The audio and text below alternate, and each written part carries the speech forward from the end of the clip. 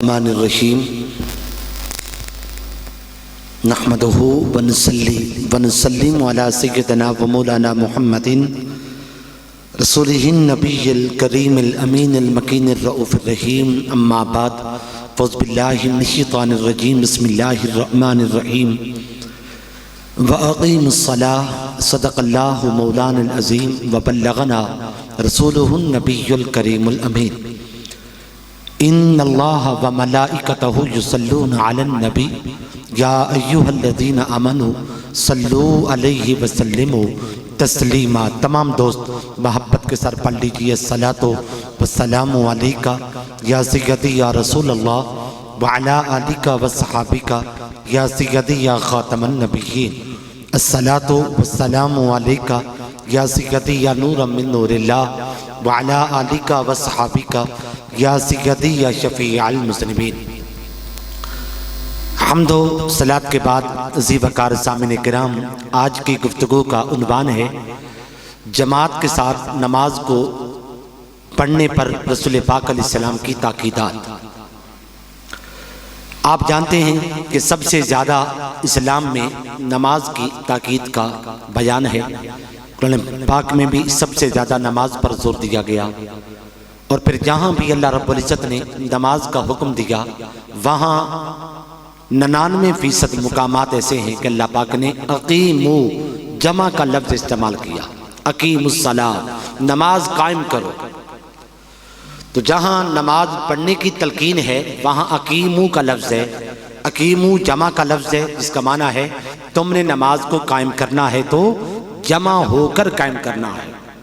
یعنی جہاں اللہ پاک نے نماز کی تلقین کی ہے، نماز کی تاکید کی ہے، بار بار ہم پر نماز کے متعلق ہمیں حکم دیا ہے، وہاں نماز کو جماعت کے ساتھ ادا کرنے کی بھی تلقین کی گئی ہے کہ نماز کو تم نے ادا کرنا ہے تو کیسے؟ اکیلے نہیں، الگ الگ ہو کر نہیں، اقیمو جمع ہو کر، اکٹھے ہو کر جماعت کی صورت میں تم نے نماز کو قائم کرنا ہے۔ رسول پاک علیہ السلام کی تاکیدات کو ذرا جب ہم دیکھتے ہیں تو بہت زیادہ تاکیدات رسول پاک علیہ السلام کی جماعت کے بارے میں ہے۔ ایک مقام پر آقا دو جہاں علیہ السلام کا فرمان ہے کہ حضور نے فرمایا کہ جب قیامت کا دن ہوگا تو اللہ پاک آواز دے گا، میرے پڑوسی کدھر ہیں، میرے ہمسائے کدھر ہیں؟ تو فرشتے کہیں گے باری تعالیٰ تیرے کون سے پڑوسی ہیں، تیرے کون سے ہمسائے ہیں؟ تو جواباً اللہ پاک فرمائے گا جو لوگ مسجدوں کو آباد کرتے تھے، آباد کرنے والے مسجدوں کو، وہ کیا ہیں؟ میرے ہمسائے ہیں، میرے پڑوسی۔ اب مسجدوں کو آباد کرنے کی مختلف صورتیں ہیں، مسجد کی صفائی ستھرائی کرنا، یہ بھی کیا ہے؟ مسجد کو آباد کرنا ہے۔ مگر سب سے بڑا عمل کہ جس کے ساتھ مسجد کو آبادی ملتی ہے، مسجد کو شادابی ملتی ہے، مسجد کی رونق بحال ہوتی ہے، وہ کیا ہے؟ وہ نماز کو جماعت کے ساتھ ادا کرنا۔ نماز کو جماعت کے ساتھ ادا کرنے والے جو لوگ ہیں یہ مسجدوں کو آباد کرنے والے ہیں، اور جو مسجدوں کو آباد کرنے والے ہیں وہ اللہ پاک کے کیا ہیں؟ ہمسائے ہیں۔ اور ہمسائے کے متعلق آپ نے کئی دفعہ سنا کہ رسول پاک علیہ السلام نے فرمایا جبرائیل میرے پاس آئے، ہمسائے کی، پڑوسی کی مجھے اتنی تلقین کی کہ ان کے ساتھ اس نے سلوک کرنا، اس نے برتاؤ کرنا، اتنی تلقین کی۔ حضور نے فرمایا کہ مجھے ڈر لگا کہ جیسے ان کو ورثاء میں، وارثین میں شامل کر دیا جائے گا۔ اور آپ جانتے ہیں جب انسان مر جاتا ہے تو مرنے کے بعد اس کے تمام رشتہ دار جو ہیں وارث نہیں بنتے۔ وارث کون سے رشتہ دار بنتے ہیں؟ جو انتہائی قریبی ہوتے ہیں۔ رشتہ داروں میں جو کیا ہوتے ہیں؟ انتہائی قریبی رشتہ دار کیا ہوتے ہیں؟ بس وہی وارث بنتے ہیں، تمام رشتہ دار وارث، میت کی جائیداد کے وارث نہیں بنتے۔ تو آقا علیہ السلام فرماتے ہیں مجھے یوں لگا جیسے ان کو قریبی رشتہ داروں میں، اور سب سے زیادہ قریبی رشتہ داروں میں ان کو شامل کر لیا جائے گا۔ تو وہ رب جو رشتہ داروں کے ساتھ، یعنی قریبی رشتہ داروں کے ساتھ، ہمساؤں کے ساتھ خود اچھا سلوک کرنے کی تلقین کرتا ہے اور تعلیم دیتا ہے، وہ کس طرح ہو سکتا ہے کہ وہ اپنے ہمساؤں کے ساتھ اچھا سلوک نہیں کرے گا؟ تو جو مسجدوں کو آباد کرنے والے ہیں یہ اللہ پاک کے کیا ہیں؟ ہمسائے ہیں۔ اور اللہ پاک قیامت کے دن اور کسی کے ساتھ اچھا سلوک کرے یا نہ کرے، ان کے ساتھ ضرور اچھا سلوک کرے گا۔ اور ایک مقام پر حضور نے فرمایا کہ 3 قسم کے لوگ ایسے ہیں کہ جن کو اللہ پاک محبت کی نظر سے دیکھتا ہے۔ 3 قسم کے لوگ ایسے ہیں کہ جن کو اللہ پاک جب بھی دیکھتا ہے تو پیار کی نظر کے ساتھ، محبت کی نگاہ کے ساتھ دیکھتا ہے۔ وہ کون سے تین ہیں؟ ایک فرمایا وہ شخص ہے اکیلے ہو کر جو پوری جماعت کے ساتھ جہاد کر رہا ہو، پوری جماعت کے خلاف جہاد کر رہا ہو۔ ایک طرف کیا ہو؟ عالم کفر ہو، اور ایک طرف کیا ہو؟ اکیلا وہ ہو۔ یا ایک طرف کیا ہو؟ بد مذہب پورا کا پورا علاقہ ہو، اور ایک طرف اکیلے شخص وہ کیا ہو؟ اچھے عقیدے والا، بد مذہبوں کے خلاف، بد عقیدہ لوگوں کے خلاف، عالم کفر کے خلاف جہاد کرنے والا جو اکیلا شخص ہے۔ فرمان اللہ پاک جب بھی ان کو دیکھتا ہے، اس کو دیکھتا ہے تو محبت کی نظر کے ساتھ دیکھتا ہے۔ اور ایک وہ شخص جو آدھی رات کے وقت جب بیدار ہو، اٹھے تو نماز کے لیے اٹھے۔ آدھی رات کو ویسے تو کبھی کبھی ہماری نیند کھل جاتی ہے، اٹھ جاتے ہیں، مگر ہم لوگ دیگر کام کاج کے لیے اٹھتے ہیں، جی فلاں چیز خراب نہ ہو جائے، باہر پڑی کہیں بلی نہ آ جائے، فلاں چیز نقصان نہ ہو جائے، چور نہ آ جائے۔ مگر جو آدھی رات کے وقت اٹھے تو تہجد کی نماز کے لیے اٹھے۔ حضور نے فرمایا ایسے بندے کو بھی جب اللہ پاک دیکھتا ہے تو محبت کی نظر کے ساتھ دیکھتا ہے۔ چونکہ آدھی رات کی بات کیوں ہے؟ چونکہ آدھی رات کے وقت جاگنے والے بہت کم ہوتے ہیں، زیادہ تر لوگ سو جاتے ہیں، رش کم ہو جاتا ہے، شور شرابہ کم ہو جاتا ہے، پھر دیکھا جاتا ہے کون ہے جو اس کا محب ہے، اور سچا محب کون ہے۔ کہ سب سے زیادہ جو پیاری چیز ہے دنیا میں وہ تو نیند ہے۔ اس پیاری چیز کو چھوڑ کر اللہ کی خاطر اٹھنے والا کون ہے؟ جو اس وقت بیدار ہوتا ہے، نماز پڑھتا ہے، نماز کے لیے اٹھتا ہے، اللہ پاک اس کو محبت کی نظر کے ساتھ دیکھتا ہے۔ اور فرمایا تیسری قسم کے وہ لوگ ہیں کہ جن کو اللہ پاک جب بھی دیکھتا ہے تو محبت کی نظر کے ساتھ دیکھتا ہے۔ وہ لوگ ہیں کہ جو جب نماز پڑھتے ہیں تو جماعت کا اہتمام کرتے ہیں۔ نماز کو اکیلے نہیں پڑھ لیتے، چلو گھر میں پڑھ لیتے ہیں، مسجد تو بہت دور پڑی ہے، اکیلے ہی پڑھ لیتے ہیں، گھر میں پڑھ لیتے ہیں، نہیں۔ فرمایا وہ لوگ جو نماز جب ادا کریں تو جماعت کا اہتمام کریں، جماعت کے ساتھ جا کے ادا کریں۔ فرمایا ایسے لوگوں کو بھی جب اللہ پاک دیکھتا ہے تو محبت کی نظر کے ساتھ دیکھتا ہے۔ اسی طرح حدیث پاک میں آتا، رسول پاک علیہ السلام نے ارشاد فرمایا کہ جب بندہ گھر سے نکلتا ہے، وضو کر کے نکلتا ہے۔ میں نے پچھلے جمعہ المبارک پر بھی بات کی تھی کہ ہم لوگ جو ہیں اپنی عادت بنائیں کہ جب گھر سے نکلیں تو اپنے گھر سے وضو کر کے نکلیں۔ مسجد کے اندر جو واش روم ہوتے ہیں، جو ٹوٹیاں وغیرہ جو وضو کا اہتمام ہوتا ہے کرنے کا، یہ صرف جو پردیسی لوگ ہوتے ہیں جو دور دراز سے آتے ہیں، راستے میں گرد و غبار پڑ گئی، راستے میں وضو قائم نہ رہ سکا، یا ان کے لیے راستے میں کوئی وضو کا اہتمام نہ ہو سکا، ان کا گھر بہت دور تھا، پردیسی، یہ چیزیں ان کے لیے ہوا کرتی ہیں۔ جو محلے دار ہوتے ہیں، محلے داروں کے لیے کیا یہ چیزیں ضروری ہوتی ہے، وہ جب گھر سے نکلے تو اپنے گھر سے وضو کر کے آئیں۔ ایک تو فضیلت یہ ہے جیسے جو ابھی آپ سنیں گے، حضور نے فرمایا جو گھر سے وضو کر کے نکلتا ہے نماز کو جماعت کے ساتھ ادا کرنے کے لیے، مسجد میں جب پہنچے گا اگر جماعت ہو بھی چکی ہوگی تو پھر بھی اس کو جماعت کا ثواب مل جائے گا۔ ایک تو یہ فضیلت ہے گھر سے وضو کر کے آنے کی، اور دوسری کیا ہے، آپ نے پچھلی جمعہ المبارک میں سن لی تھی کہ حضور نے فرمایا کہ جب انسان باوضو ہوتا ہے، باوضو جب انسان ہوتا ہے، اسی دوران اگر اس کو موت آ بھی گئی تو وہ موت عام موت نہیں ہوگی، وہ موت شہادت ہوگی۔ اور تیسری بات آپ نے کئی دفعہ سنی کہ جو شخص باوضو ہوتا ہے وہ مستجاب الدعوات ہوتا ہے، اس کی دعائیں رد نہیں کی جاتی، اس کی دعائیں قبول ہوتی ہیں۔ سیدنا نوح علیہ السلام کے زمانے میں بڑھیا خاتون عرصہ دراز تک جو زندہ رہی تھی، اور طوفان نوح کے دوران بھی پیچھے رہ گئی تھی اور نیچے رہ گئی تھی، اور نوح علیہ السلام نے پوچھا بھی تجھے کس عمل نے بچا لیا؟ اتنا خطرناک طوفان آیا جس نے ہر چیز کو ملیا میٹ کر دیا تھا، مگر تجھ پر کوئی اثر نہ ہوا، یہ تیرا کون سا عمل تھا؟ اس بڑھیا خاتون نے کہا اور میرے پاس اللہ کے نبی کوئی عمل نہیں تھا، صرف ایک عمل تھا کہ جب بھی میں بے وضو ہوتی ہوں نا تو وضو کر لیتی ہوں۔ وضو باوضو رہنے سے انسان کیا ہوتا ہے؟ مستجاب الدعوات، اس کی دعائیں بھی قبول ہوتی ہیں، وہ برائی کی طرف پھر اس کے توجہ اس کا دھیان بھی نہیں ہوتا ہے، اور اسی دوران اگر اس کو موت آ جائے وہ موت شہادت ہوتی ہے۔ اور پھر باوضو جو شخص ہے مسجد میں نماز پڑھنے جائے، جماعت ہو بھی چکی ہو، حضور فرماتے ہیں پھر بھی اس کو جماعت کا ثواب ضرور ہی مل جاتا ہے۔ اور ایک مقام پر آقا تو جہاں علیہ السلام نے ارشاد فرمایا کہ جس شخص نے انتہائی اخلاص کے ساتھ، للہیت کے ساتھ، اس لیے نہیں کہ لوگ مجھے نمازی کہیں، اس لیے نہیں کہ لوگ مجھے یہ کہیں جی دیکھو جی یہ شخص جو ہے مسجد میں بہت جاتا ہے، یہ بڑا پرہیزگار شخص ہے، ریاکاری کے لیے، دکھلاوے کے لیے نہیں، صرف للہیت کے لیے، اخلاص کے لیے، دل کو اس نے خالص بنا رکھا اللہ تعالیٰ کے لیے، اللہ تعالیٰ کے لیے جس نے 40 دن تک نماز کو جماعت کے ساتھ ادا کرنے کا اہتمام کر لیا، صرف 40 دن تک، 40 دن تک نماز کو جماعت کے ساتھ ادا کرتا رہا، اور للہیت صرف اللہ کے لیے، خلوص کے لیے، یعنی ریاکاری کے لیے، دکھلاوے کے لیے نہیں، 40 دن تک اس نے نمازوں کو ادا کیا، جماعت کے ساتھ ادا کرنے کا اہتمام کیا، اور ریاکاری کے لیے نہیں کیا تو پھر کیا ہوگا؟ حضور فرماتے اللہ پاک اس کو پھر 2 پروانے عطا کر دیں گے۔ کتنے پروانے؟ 2 پروانے۔ ایک پروانہ کیا؟ نفاق سے برات کا، نفاق سے منافقت، اوپر اور اندر کچھ اور، یہ کیا ہے؟ نفاق ہے۔ اوپر سے بڑا عابد و زاہد نظر آنا، اچھا نظر آنا، اور اندر سے کچھ اور ہونا، یہ کیا ہے؟ نفاق ہے، نفاق سے برات کا۔ اور ہم میں سے تقریباً ہر شخص جو ہے اس کیا سے کہتے ہیں نفاق کے اندر کیا مبتلا ہے۔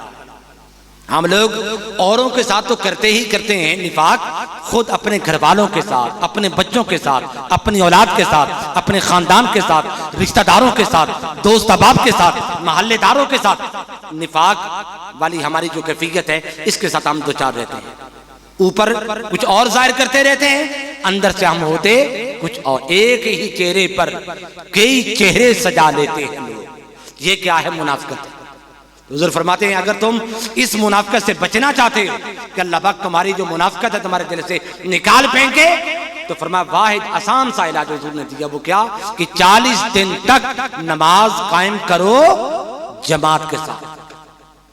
اور وہ جو 40 دن تک جماعت کے ساتھ نماز کو قائم کرنے کا تم نے اہتمام کرنا ہے، وہ ریاکاری کے لیے نہیں ہونا چاہیے، وہ خلوص کے ساتھ، للہیت کے ساتھ، صرف اللہ تعالیٰ کی رضا کی خاطر ہونا چاہیے کہ اللہ کو بنانا ہے، اللہ کے ساتھ رشتہ قائم کرنا ہے، اللہ کی طرف متوجہ ہونا ہے۔ فرمایا جو ایسا کرے گا وہ نفاق سے بری ہو جائے گا، اللہ پاک اس کے دل سے نفاق کو نکال دے گا۔ اور دوسرا پروانہ کیا ملے گا؟ 40 دن تک نماز کو صرف اللہ کی خاطر قائم کرنے کا اہتمام کرنے پر اللہ پاک دوسرا پروانہ اس کو یہ دے گا کہ جہنم سے اللہ پاک اس کو آزاد کر دے گا۔ اور یہ بھی کیا ہے؟ پہلے عمل کی طرح ان میں سے اس میں بھی کیا ہے؟ ہم میں سے ہر شخص کیا ہے؟ مبتلا ہے۔ ہم جو راستہ اختیار کر چکے ہیں اور جس راستے پر، الگ بات ہے ہم میں سے ہر شخص جو اپنے آپ کو سب سے بڑا مومن سمجھتا ہے اور سب سے بڑا اپنے آپ کو بریج کامل سمجھتا ہے، اور یہ سمجھتا کہ مجھ سے بڑا تو حضور کا کوئی عاشق ہی نہیں ہے، مجھ سے بڑا تو حضور کا کوئی اور محب ہی نہیں ہے، مگر جس راستے کا ہم انتخاب کر چکے ہیں اور جس راستے پر چل چکے ہیں یہ راستہ جہنم کی طرف جانے والا راستہ ہے، یہ راستہ ہمیں جہنم کی طرف لے کے جائے گا۔ اگر ہم یہ چاہتے ہیں کہ نفاق جو ہے ہمارے دلوں سے نکال دیا جائے، نفاق کی کیفیت ہمارے اوپر طاری نہ ہو، اور اگر ہم یہ چاہتے ہیں کہ ہمارا راستہ جو ہے جنت کا راستہ بن جائے اور جہنم کے راستے کو ہم چھوڑ دیں، تو پھر حضور نے آسان سا نسخہ دیا، کیا؟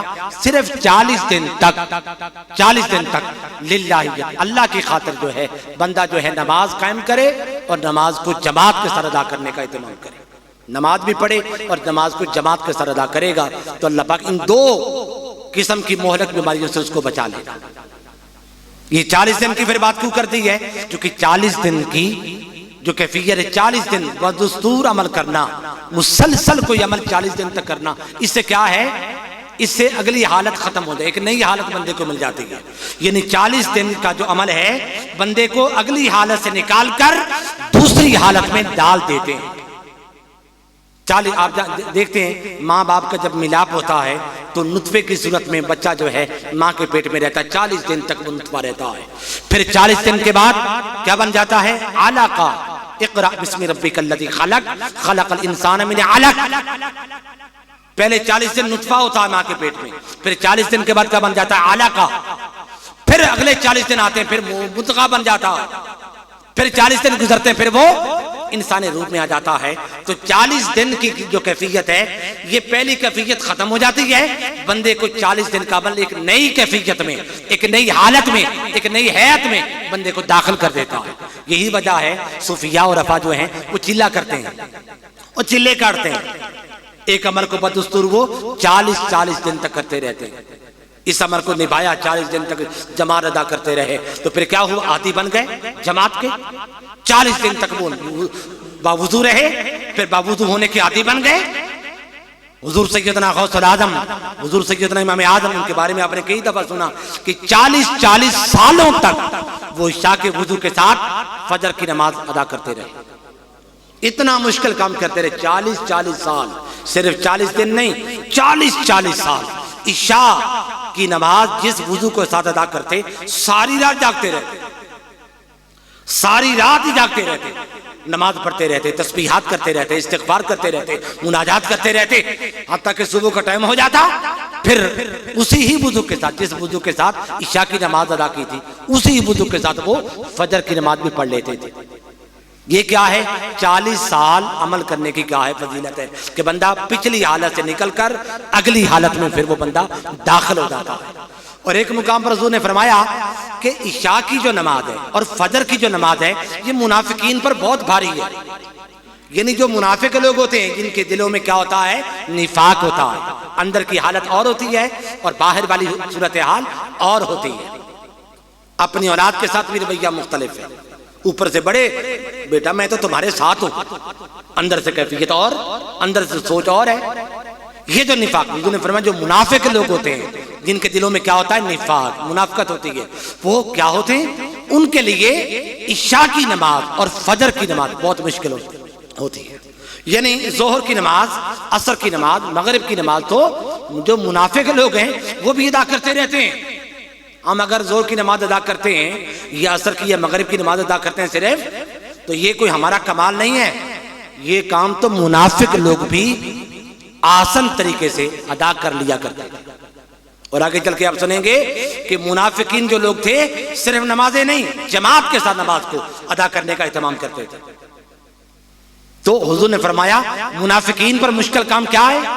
فجر کی نماز اور عشاء کی نماز، ان کو جماعت کے ساتھ ادا کرنا، یہ کام ان کے لیے کیا ہے؟ بہت مشکل ہے. اور اگر کیا ہے ہم پر بھی مشکل ہے تو پھر یہ کیا ہے؟ حضور نے علامت بتا دی کہ ہمارے دلوں میں کیا ہے؟ نفاق.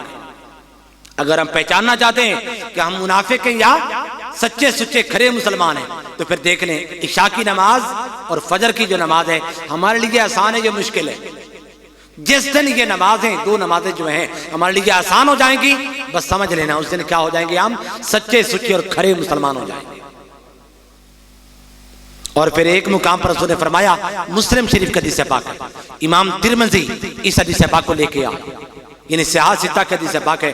اور حضرت سیدنا عبداللہ بن عمر رضی اللہ تعالیٰ عنہ روایت کرتے ہیں، فرماتے کہ حضور نے فرمایا اکیلی نماز پڑھنے کی بنسبت، یعنی اکیلے پڑھی جانے والی نماز کی بنسبت جو نماز جماعت کے ساتھ ادا کی جاتی ہے اس کا ثواب 27 درجے زیادہ ہوتا ہے. اکیلی آپ نے نماز پڑھ لی ظہر کی ایک نماز، اسی نماز کو جب آپ نے جماعت کے ساتھ ادا کر لیا تو پھر وہ گویا کہ آپ نے 27 نمازیں ایک وقت میں ادا کر لی.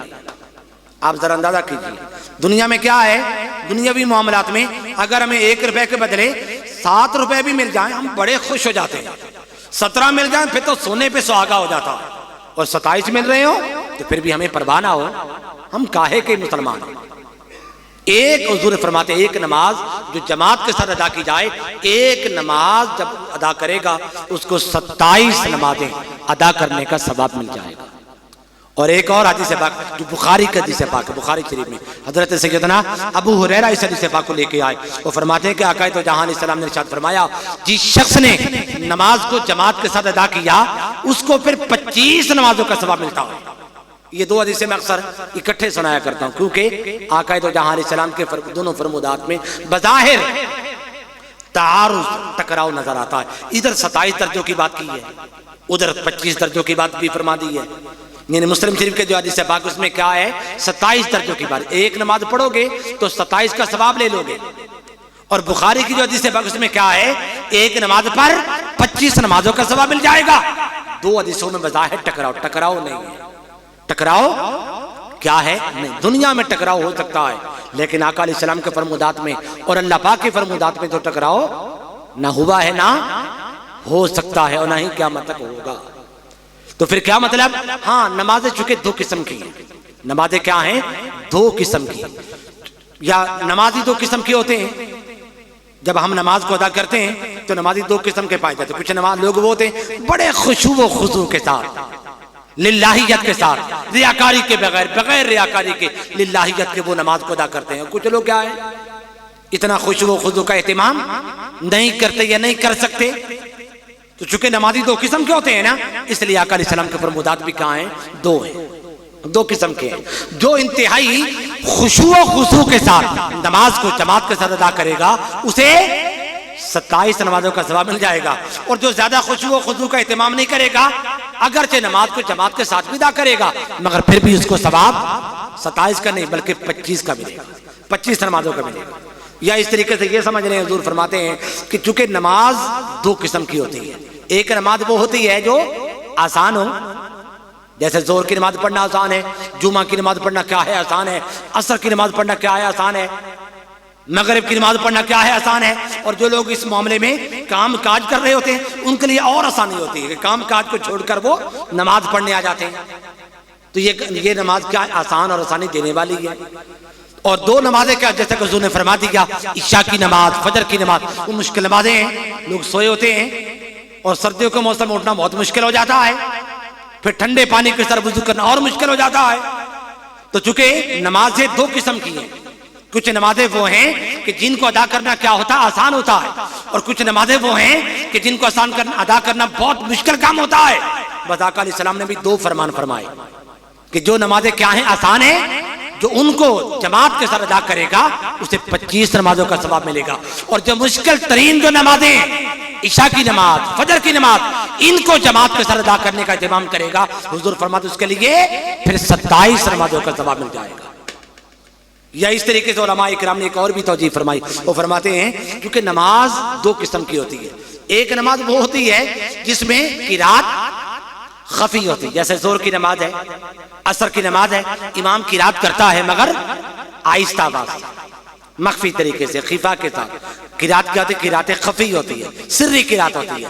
اور بقیہ جو نمازیں ہیں، مغرب کی نماز، عشاء کی نماز، فجر کی نماز، ان میں قرات کیا ہوتی ہے؟ جاہری، بلند آواز کے ساتھ، اونچی آواز کے ساتھ قرات ہوتی ہے. بس آقا علیہ السلام نے فرمان بھی دو فرمائے کہ جو اس نماز کو جماعت کے ساتھ ادا کرنے کا اہتمام کرے گا جس میں قرات آہستہ کی جاتی ہے، اسے 25 نمازوں کو کا ثواب مل جائے گا. اور جو ان نمازوں کو جماعت کے ساتھ ادا کرے گا جن میں قرات اونچی آواز سے کی جاتی ہے، کہ قرات کو بھی سنے گا، اسے 27 نمازوں کا ثواب مل جائے گا. اس طریقے سے آقا علیہ السلام کے فرمودات دو ہیں. مسلم شریف کے حدیث پاک میں 27 نمازوں کی بات ہے، اور بخاری شریف کے حدیث پاک میں 25 نمازوں کی بات. چکے نمازی بھی دو قسم کے ہوتے ہیں اور نمازیں بھی دو قسم کی ہوا کرتی ہیں. محمد ابن سماعہ بہت بڑے بڑے کامل بزرگ گزرے ہیں. محمد ابن سماعہ امام ابو یوسف کے بھی شاگرد تھے، اور امام محمد علیہ الرحمہ جو امام اعظم کے شاگرد ہیں ان کے بھی کیا تھے؟ شاگرد تھے. محمد ابن سماعہ زندگی بھر ان کی کبھی تکبیر اولا بھی کبھی قضا نہیں ہوئی تھی. ایک دفعہ ایسا ہوا کہ جماعت رہ گئی، والدہ کا انتقال ہو گیا تھا، تکفین کا اہتمام کرتے ہوئے جماعت رہ گئی. جب جماعت رہ گئی بڑا روئے، بہت روئے کہ باری تعالیٰ آئی تو تکبیر اولا تو کیا پوری جماعت ہی رہ گئی ہے. اس نماز کو پھر آپ نے 25 دفعہ دہرایا.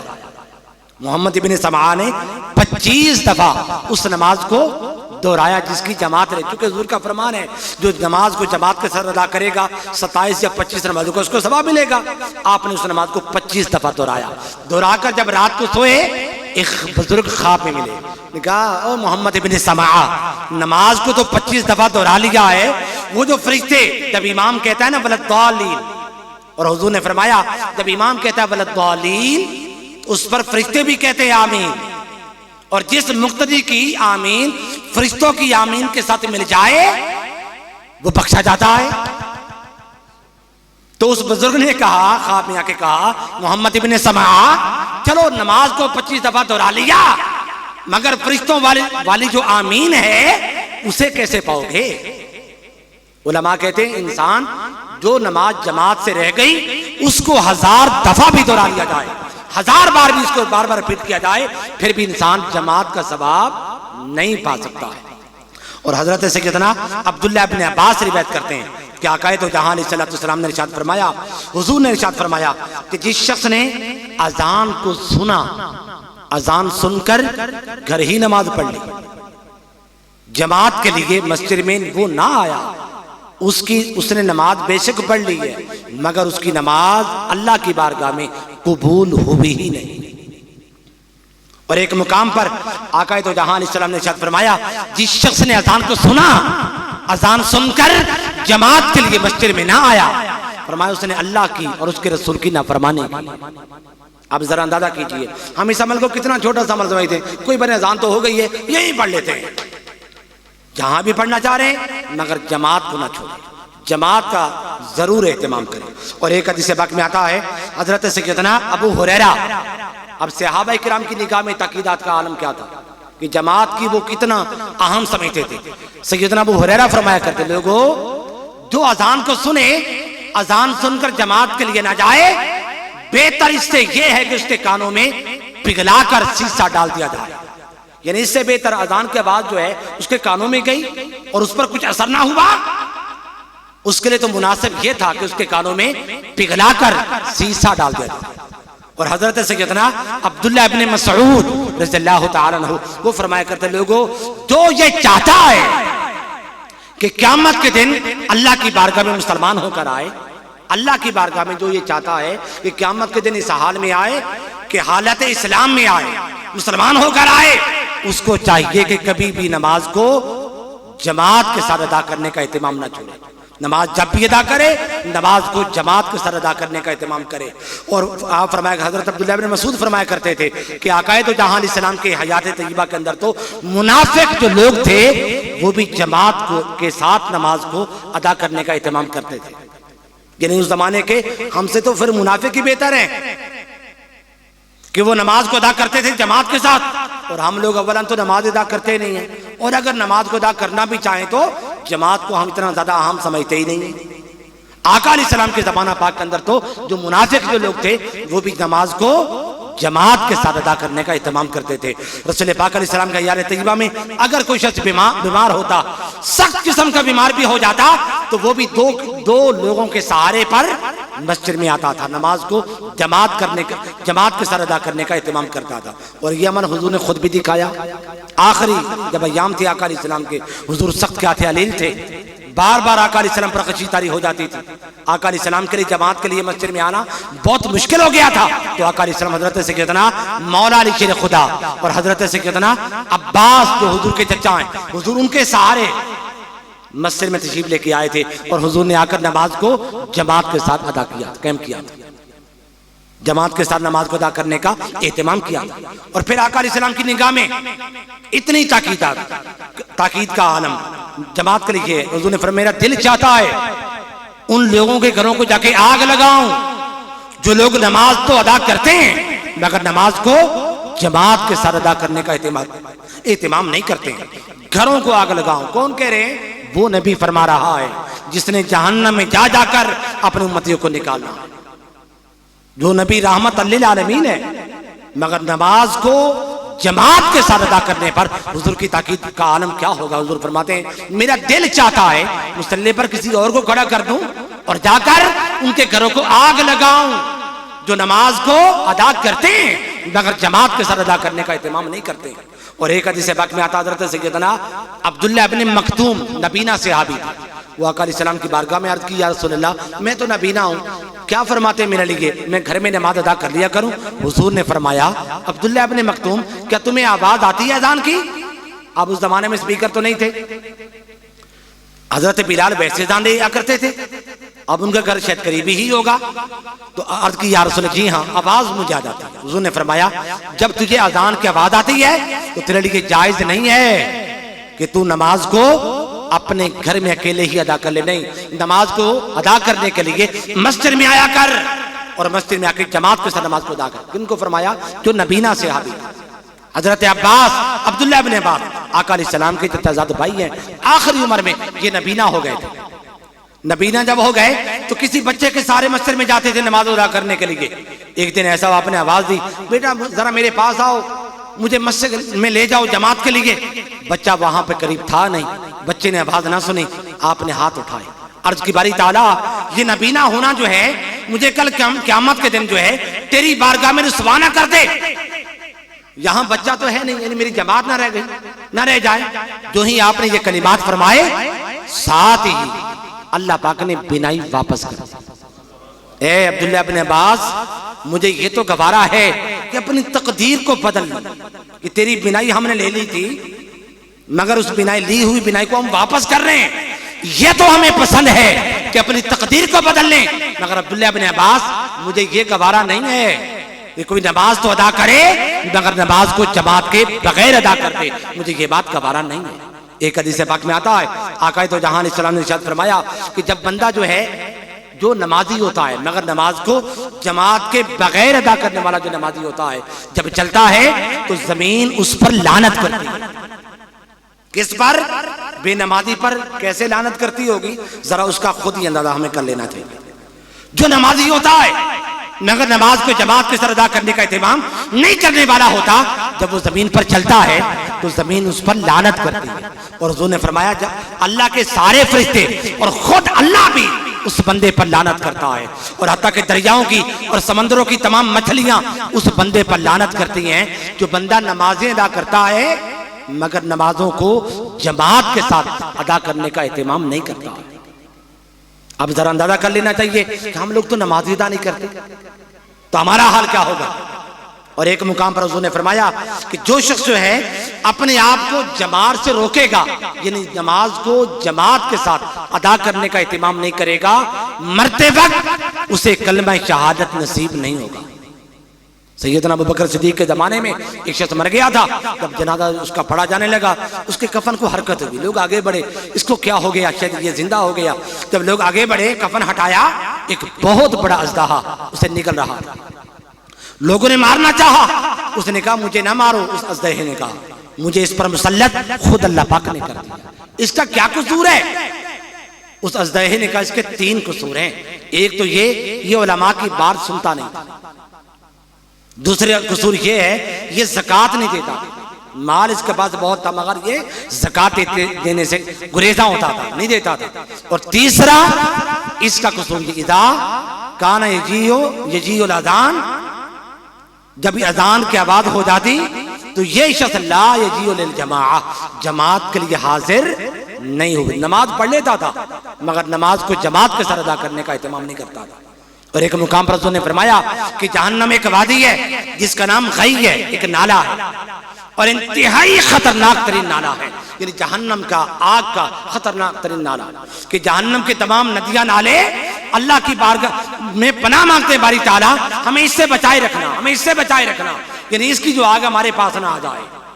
تو حضور فرماتے جانتے ہیں اس میں کون داخل ہوں گے؟